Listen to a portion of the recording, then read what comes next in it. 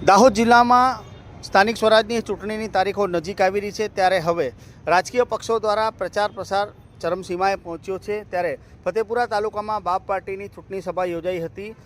જિલ્લા પંચાયત સીટો ઉપર આ વખતે ભાજપ, કોંગ્રેસ, આપ સહિત બાપ પાર્ટીએ પર ચૂંટણી મેદાનમાં ઝપલાવતા હવે ચતુષ્કોણીય જંગ ખેલાવવા જઈ રહ્યું છે। ત્યારે બાપ પાર્ટીના ઉમેદવારોના સમર્થનમાં બાંસવાડાના સાંસદ અને બાપ નેતા રાજકુમાર રોત હાજર રહ્યા હતા।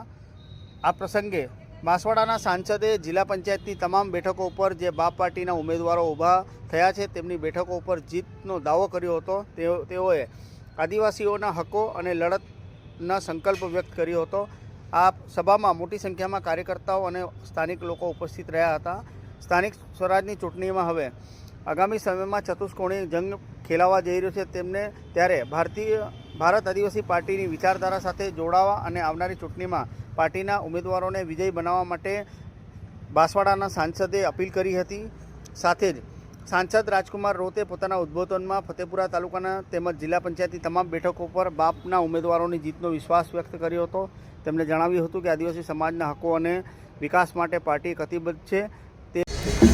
जोहार साथियों, आज दाहोद जिले के फतेपुरा तालुका में जिला पंचायत साथ ही पंचायत समिति सदस्य तालुका पंचायतों के वार्डों पे भारत आदिवासी पार्टी से जो हमारे प्रत्याशी उतरे हैं उनके समर्थन में भारत आदिवासी पार्टी की तरफ से आज सभा का आयोजन हुआ।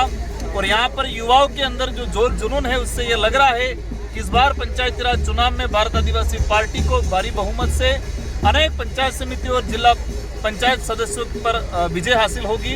और अवश्य मैं इस क्षेत्र की जनता से कहना चाहूँगा कि अब आप मजबूती से इस पार्टी के साथ जुड़े और इस विचारधारा के साथ जुड़े और हम प्रयास करेंगे कि इस क्षेत्र की जो समस्या है उन समस्याओं को देश की लोकसभा के अंदर भी उठाने का प्रयास करेंगे। और हमने देखा है कि यहाँ पर विभिन्न पार्टी आई आदिवासी इलाके के अंदर, लेकिन आदिवासियों को सिर्फ वोट बैंक बनाने का अब तक काम किया गया है। लेकिन अब आदिवासी समाज जग चुका है, अपनी ताकत एकजुटता के साथ इस बार इस ताकत का प्रदर्शन होगा और भारत आदिवासी पार्टी से चुनाव जीतेंगे अधिकतर लोग।